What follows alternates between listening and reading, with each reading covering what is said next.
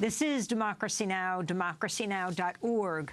Yes, our special on war, peace in the presidency. This is our Expanding the Debate special. I'm Amy Goodman with Nermeen Sheikh.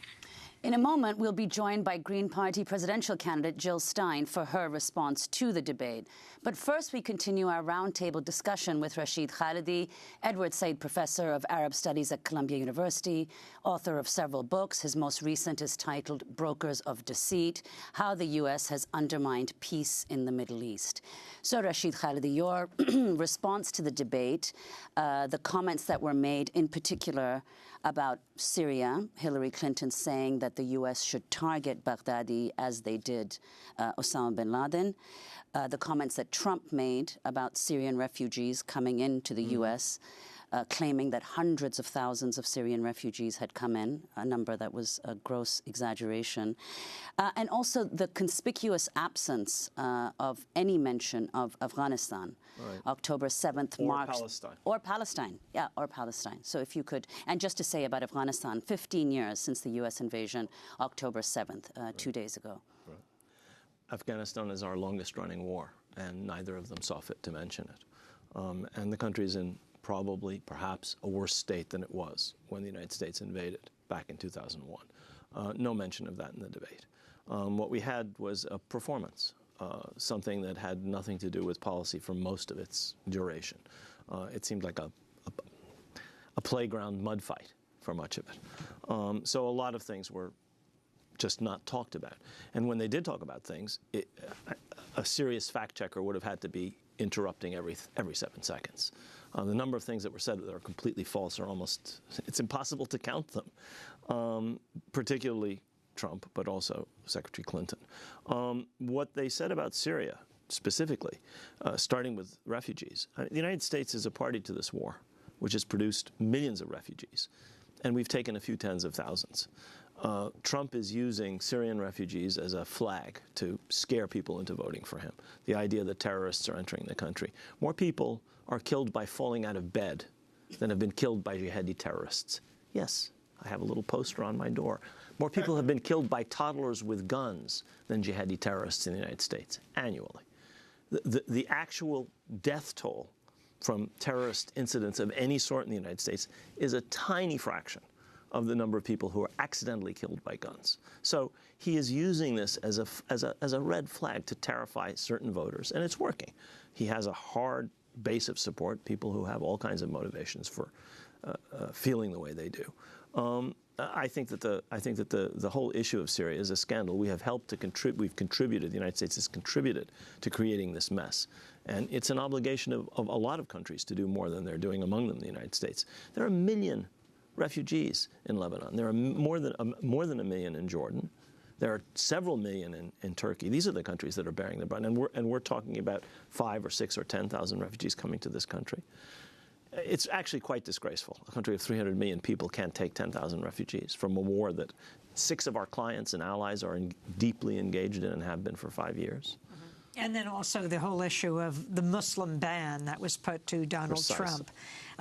From the total Muslim ban to, as he put it, extreme vetting. I would love to see somebody talk about the Constitution every time he opens his mouth. I mean, again and again, he's saying things that are a complete violation of constitutional principles. It's not like they're not violated all the time in the inner city, vis-a-vis treaties with Native Americans. But this is the kind of thing where he should be clobbered over the head with it. It was a very depressing evening in that regard. And what about when he was asked by the Muslim woman who raised the question, saying that there are 3.3 million Muslims in the U.S., right. And asking him about his Islamophobic stance on Muslims coming in?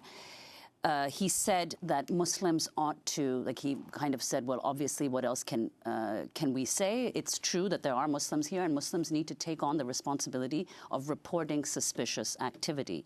And he cited the San Bernardino killing in December. So your response to that, and the fact that it doesn't seem to elicit that much condemnation from the audience. In fact, Secretary Clinton then more or less said the same thing. Muslims should basically be the eyes and the ears of law enforcement and making sure these dangerous terrorists are hunted down. It was actually a despicable performance by both of them on this count. I mean, somebody should be saying X number of thousands of Muslims have served in the armed forces. X number of thousands of Muslims have done all kinds of wonderful things in this country.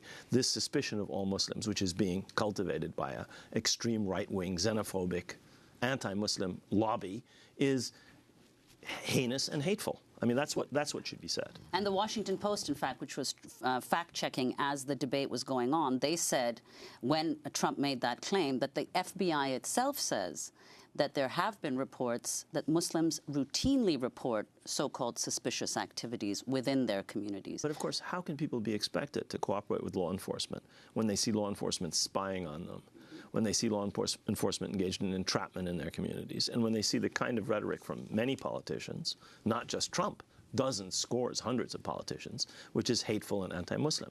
I mean, how are people to cooperate and be encouraged to do these things that they're asking in those circumstances? Hillary Clinton made a list of people he has not apologized to.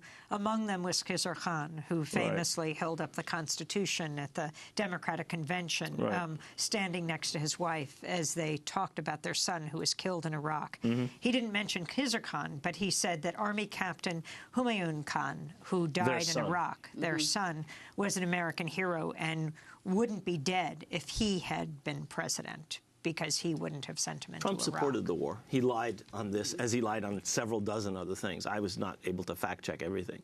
Almost everything he said that I knew anything about wasn't true, and that's one of the many things he said that wasn't true. He was in favor of the war. He told Howard Stern, an obscene talk show host. I mean, why should we be talking about these things? He talked to another clown entertainer very, very openly about his support for the war. Secretary Clinton, in saying what she thought should happen, arm the Kurds, go after Baghdadi, what were your thoughts? The United States has been arming the Kurds for a very, very long time. So to say we should arm the Kurds is to basically insult the audience and say, you're all morons, you don't know, but this administration's been doing that for many, many years.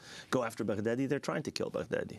He's not in Mosul, by the way. He's probably in Syria. And overall, what to do in Syria, what she said should be done. She had nothing to say about Syria, partly because of this Russia thing. She is caught between the two horns of our policy, one of which is the confrontation with Russia and dragging the United States into a war, and one of which is to try and do a deal with the Russians. Ironically, on this issue, Trump actually makes more sense than she does. In what sense? Well, he says we have to do a deal with the Russians in Syria. He says the Russians are after ISIS. Actually, the Russians are not after ISIS. All the Russians care about is keeping that regime in place and keeping their position in Syria. But to say we should do a deal with the Russians is, in fact, what the Obama administration was trying to do. Now, it didn't work out. It might not work out. But the idea of confronting the Russians in Syria, probably not a good idea. And she, in effect, said that. Well, she said that she wants to create, if this is possible, to create a no-fly zone and safe zones in Syria, but without sending in any U.S. troops. A no-fly zone means American planes going up against Russian planes, because the Russians are bombing right up. I mean, this is a tiny country, and the area between Aleppo, say, and the border is 7 seconds, 10 seconds in the air. A no-fly zone in that border area means a confrontation with the Russian Air Force. Is that what she wants? Well, I think there are some people who do want that. I'm not sure that's a very good idea. How do you believe the U.S. should be dealing with Russia and dealing with Syria? Is that the answer, the route, the avenue to take? I think we have to take 2 steps back and look at our whole relationship with Russia since the end of the Cold War. Why did we build NATO right up into their nostrils? Why was that necessary? Why was, after the fall of communism, after the end of this ideology that was a global ideology, after the collapse of Russia as a state for many, many years, was it absolutely necessary to build a military alliance system in a half-dozen countries in violation of a pledge that the Russians understood President George H.W. Bush and Secretary Baker had made not to do that? That's where you start turning the Russians suspicious, aggressive, and dangerous. I think you have to go back and rewind that whole tape and think about why is all of this necessary. There are clearly people who could not let go of the Cold War. There are clearly major corporations that really would be severely harmed if we weren't spending the gazillions of dollars that we are on weaponry that we'll never use. And I'm afraid that that's where you have to start. And then you talk about the Ukraine, and then you talk about Syria. The details are important, but I think that larger framework has to be discussed. And nobody is discussing it. I mean, that's the kind of thing that somebody should have been talking about. What should be our relationship with Russia? In what ways could we deal with them, and in what ways can we not deal with them? Nobody's talking about that kind of serious, larger question. So the moderators asked Donald Trump about his running mate, Mike Pence, declaring his support for immediately establishing a safe zone for civilians fleeing violence. This is one of the issues that The Intercept raised. And Pence also said, and if we need to, we should go up against the Russian Air Force. The moderator actually quoted Pence as saying that, in addition to what you just said. And Donald Trump declared his opposition to such a move, saying that the focus should be on ISIS, not on Assad. When asked about the discrepancy by Raddatz, Trump simply replied, he and I haven't spoken, and I disagree. I mean, twice a day a stop clock is right. On this, by chance, Trump was right. And Pence is wrong. I don't think we want a war with Russia. Some people do. I don't think we should want a war with Russia.